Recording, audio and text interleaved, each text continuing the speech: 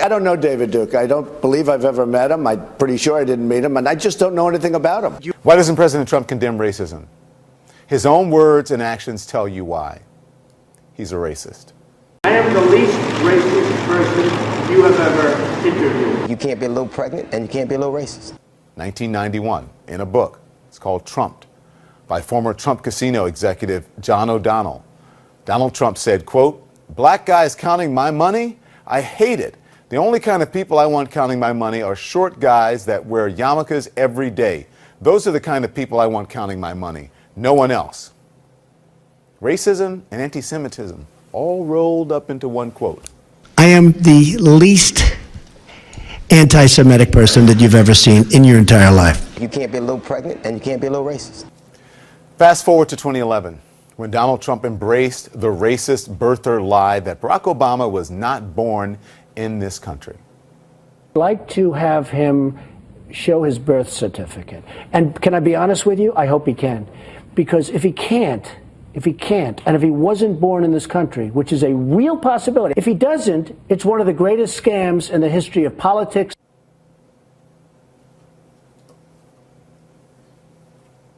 And remember, he asked for the college records, too, on top of that. All the time. People talking about it. This idea that you're a Muslim, right? Where's it coming from? You know, this has been a systematic email smear campaign that's been going on since actually very early in this campaign. Clearly, it's a deliberate effort by some group or somebody to generate this rumor. 2006, visiting Kenya in traditional Somali dress. The Obama campaign accused the Clinton campaign of shameful and offensive fear-mongering, stoking some voter concern about his background. The picture appeared on the Drudge Report, but it's unclear if any other outlet got it. Several officials in the Clinton campaign say they personally know nothing about it. They suggest it's an Obama ploy to distract voters from real issues. But they did forward an email that promoted the conspiracy. The birther conspiracy? Hillary made the decision immediately to let that person go. We let that person go. And it was so, beyond the pale, Wolf, and, so not worthy of the kind of campaign that certainly Hillary wanted to run, or that we as a staff wanted to run, that I called David Plouffe, who was obviously managing Barack Obama's campaign in 2007, to apologize. And believe that Senator Obama's a Muslim. I take him on the basis of what he says. And you take Senator Obama at his word that he's not a Muslim. You don't believe that he's a Muslim. No, why would I? Right. There is nothing to base that on, as far as I know. How quickly people have forgotten that Hillary Clinton called black youth super predators. Remember that? Super predators. And they were very, very insulted. They are often the kinds of kids that are called super predators. No conscience, no empathy. We can talk about why they ended up that way, but first we have to bring them to heel. But now people have forgotten. If you describe to me, and I couldn't see them, all the elements that make Obama who he is. Like I think he's thoughtful. I think he's humane. I think he's decent. And Donald Trump, who would you want your child to be more like? Literally.